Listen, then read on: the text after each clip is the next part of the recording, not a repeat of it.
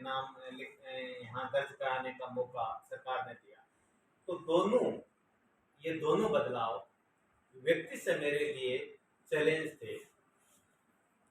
उन चैलेंज की पूर्ति का एकमात्र जरिया था जो माननीय मुख्यमंत्री महोदय ने देखा, और शायद मेरे चयन का आधार भी वह रहा कि काम करना है और यह लड़का काम कर सकता है। एक बड़ी सूची के बीच से निकलते उन्होंने मुझे चिन्हित किया, तो दायित्व बनता था कि उनके भरोसे पे और इस अकादमी के संविधान की मजबूत नींव पे खड़े होकर इस अकादमी के गौरव को हम बचाएं और उस विश्वास को भी बचाएं। आते ही हमने उसी गति से काम करना प्रारंभ किया। शुरुआत के 2-3 महीने कह लीजिएगा कि वो मेरे विद्यार्थी काल जैसे महीने थे। अकादमी क्या है, अकादमी में अब तक क्या हुआ, अकादमी के पूर्व अध्यक्षों ने क्या क्या किया, किन किन लोगों के यहाँ अकादमी पहुंची, किन किन लोगों तक नहीं पहुंची, यह पूरा अध्ययन वह 2-3 महीनों में था। क्योंकि राजस्थान सरकार 2 सदस्य अध्यक्ष के साथ देती है संविधान के अनुसार। एक मेरे साथ थे, मेरे बगल में बैठे आपके उदयपुर शहर के किशन दादीज जी थे, और दूसरे थे जोधपुर के मिठेश निर्मोही जी। 3 लोगों की सरकार की नियुक्ति थी। बाकी सारे लोग हमें चयनित करने थे।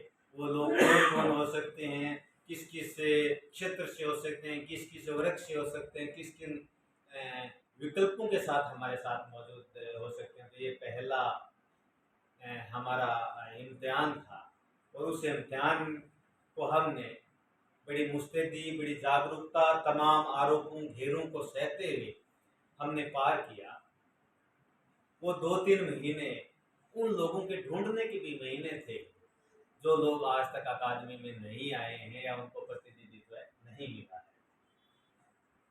मुझे याद है कि अभी बताया कि 22 तारीख को देर रात नियुक्ति हुई और 23 तारीख को आपके उदयपुर शहर के एक पत्रकार का फोन आया कि आप कार्यभार ग्रहण कब करने जा रहे हैं। मैंने कहा कि मैं कल आ रहा हूँ, आपसे मिलूंगा। तो उन्होंने कहा कि कुछ सवाल क्या मैं कर सकता हूँ, आपसे जानने हैं मुझे।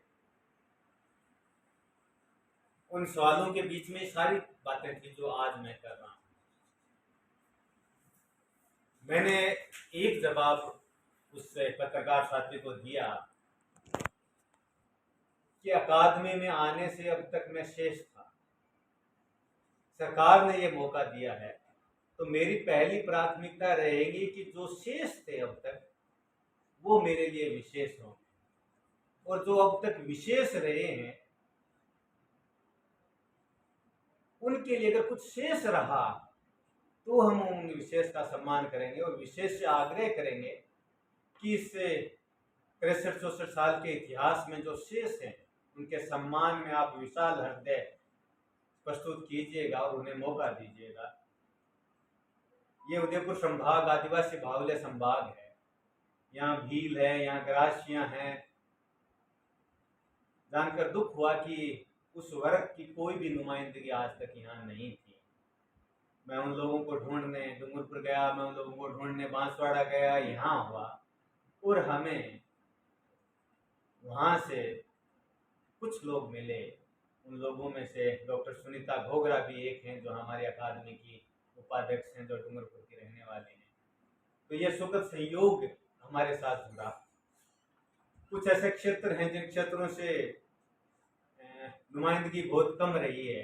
जैसे हमारे बगल में हमारे प्रवेश परदेशी जी बैठे हैं जो प्रतापगढ़ से संबंधित हैं, और उस युवा वर्ग की नुमाइंदगी करते हैं जो मुझसे बाद या यूं कहिए कि बड़ी ऊर्जा के साथ काम कर सकता है।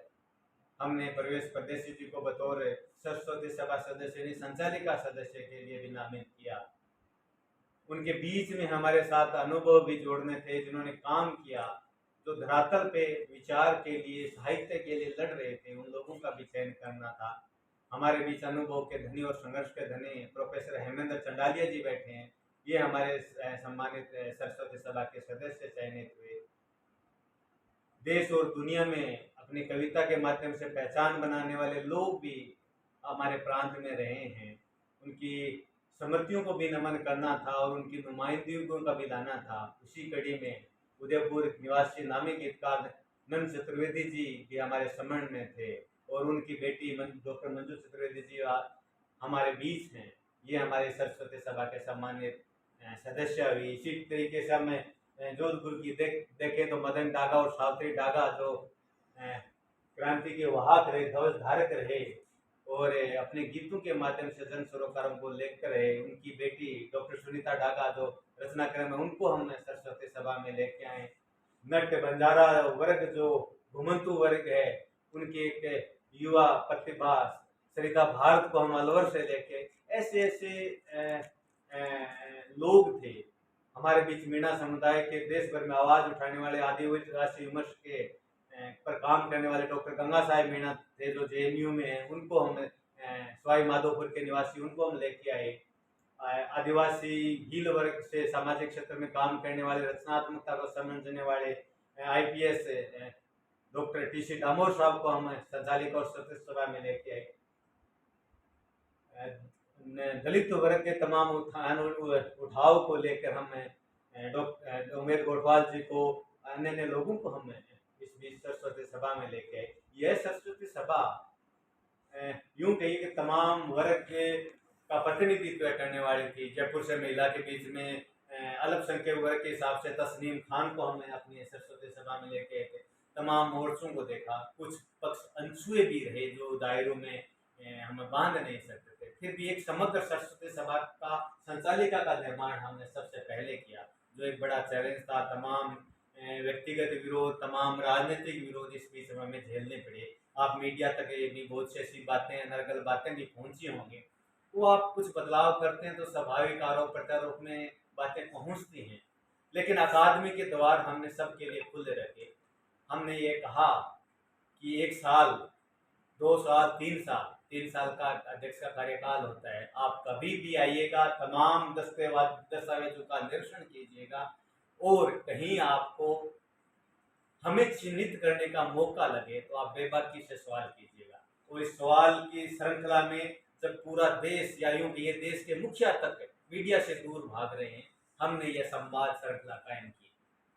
जहाँ जहाँ भी जाते हैं हम संवाद के माध्यम से बात करते हैं, पत्रकारों को आमंत्रित करते हैं कि आइए सवाल कीजिए, हमारे तमाम सदस्यगण से सवाल कीजिए, अध्यक्ष से सवाल कीजिए, सचिव से सवाल कीजिए, अकादमी की रीति नीति पे जानिए। और कोई भी व्यक्ति, प्रांत का कोई भी साहित्यकार अगर सवाल छोड़ता है तो वह हमसे जवाब मांग लीजिएगा। हम चेष्टा करें, अधिकतम तो बेहतर ये हो कि हम दोनों लोग साथ बैठ के आपके सामने बात करें तो प्रश्न प्रतिप्रश्न हो। ऐसी स्वस्थ परंपरा हमारे देश के लोकतंत्र की बुनियाद रही है। उस बुनियाद को हमने फिर से जिंदा करने की चेष्टा की है।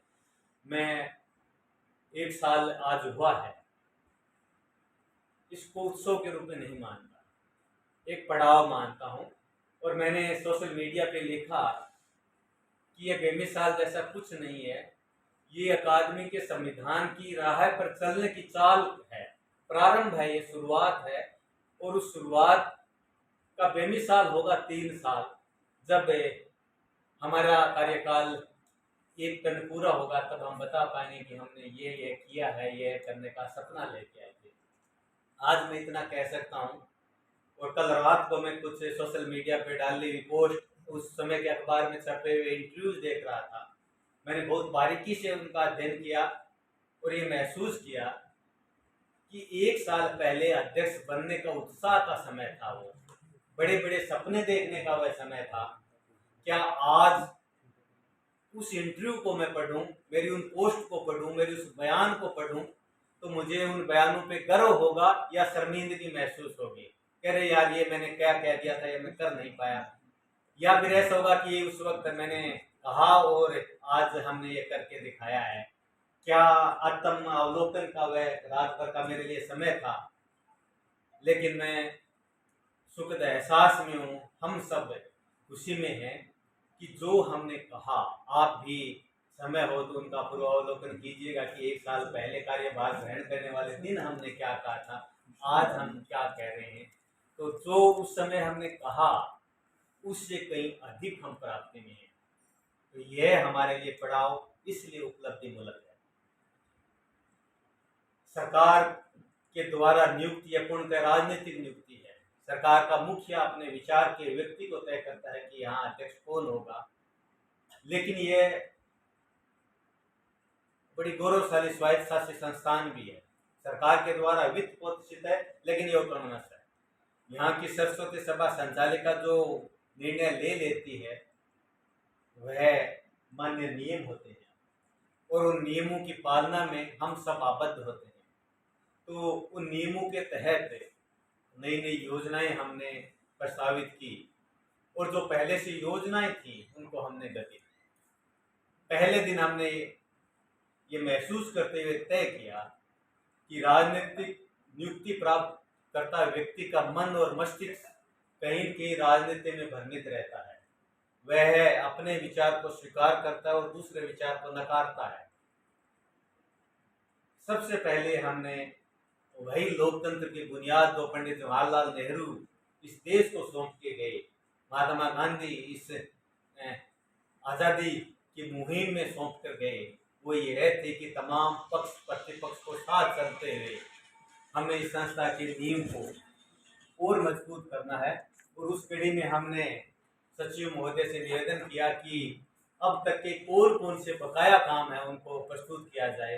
हमने उनका अध्ययन किया, जहाँ जहाँ पुनर्मूल्यांकन की जरूरत थी उनका पुनर्मूल्यांकन किया और आज हम खुश हैं कि भलाए हमारे वैचारिक सहमति के लोग हों या हमारे वैचारिकता से असहमत लोग हों, यदि कभी कोई भी प्रस्ताव यहाँ लंबित था उसको हमने प्राथमिकता से लिया है। और आज दिनांक में राजस्थान साहित्य अकादमी के पास कोई भी बकाया काम, पेंडिंग काम नहीं है, भले वो 10 साल पुराना हो, 15 साल पुराना हो, 2 साल पुराना हो, 5 साल पुराना हो। तमाम फाइलों का हमने निस्तारण किया है, तमाम काम ने निस्तारण किया है। सचिव महोदय, वित्त विभाग के लोगों की दृष्टि और समझ यही थी कि इन कामों में अपने पास जो बजट है वो प्राय खर्च हो जाएगा, अपने नए कामों के लिए संकट रहेगा कि नए काम करवाएं कैसे। तो हम सबकी संचालिका सरस्वती सभा के निर्णय था कि ये काम जो पुराना काम है ये काम हमारे ही तो हैं, राजस्थान साहित्य अकादमी के ही तो काम है। तो हमें व्यक्ति से आगे बढ़ के संस्था का सोचना है और तमाम वो काम हो जाते हैं तो ये हमारी प्राप्ति है, हमारे नए काम फिर से सिरे से शुरू होंगे।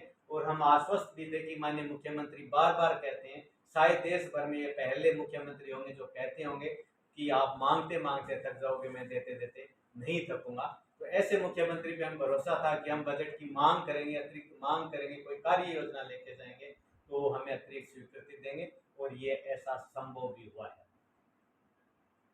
सुखदाश्चर्य ये है कि बकाया 3 साल के पुरस्कार जिनकी स्वीकृति माननीय मुख्यमंत्री अशोक गहलोत और विभाग के सम्मानीय मंत्री डॉक्टर बी.डी. कल्ला साहब ने दी है, वो राजस्थान के अकादमिक इतिहास में नहीं, देश भर के अकादमिक इतिहास में बहुत बड़ा फैसला है। ये हम इस मायने में कहते हैं कि सरकार बदलती है, सरकार बदलने के साथ ही अध्यक्ष बदल जाते हैं, पद खाली रहते हैं और सरकार के अंतिम साल, भले ही हमारी सरकार हो भले ही उनकी सरकार हो, अंतिम साल में अध्यक्षों की नियुक्तियां होती हैं और पीछे के जो 3 साल रहते हैं उन 3 सालों के सारे कार्य योजनाएं लंबित रह जाती हैं। हमने सरकार से आग्रह किया कि अध्यक्ष बनाने की देरी इस बार भी हुई है, लेकिन इस देरी को प्रांत का साहित्यकार क्यों भुगते हैं? प्रांत के साहित्यकारों का हक है पुरस्कार लेना, प्रत्येक साल पुरस्कार लेना हक है, उनके रचना क्रम का सम्मान करना इस अकादमी का दायित्व है। तो ये हमारा विनम्र आग्रह स्वीकार कीजिएगा और अतिरिक्त बजट और प्रशासनिक स्वीकृति दीजिएगा कि बकाया जो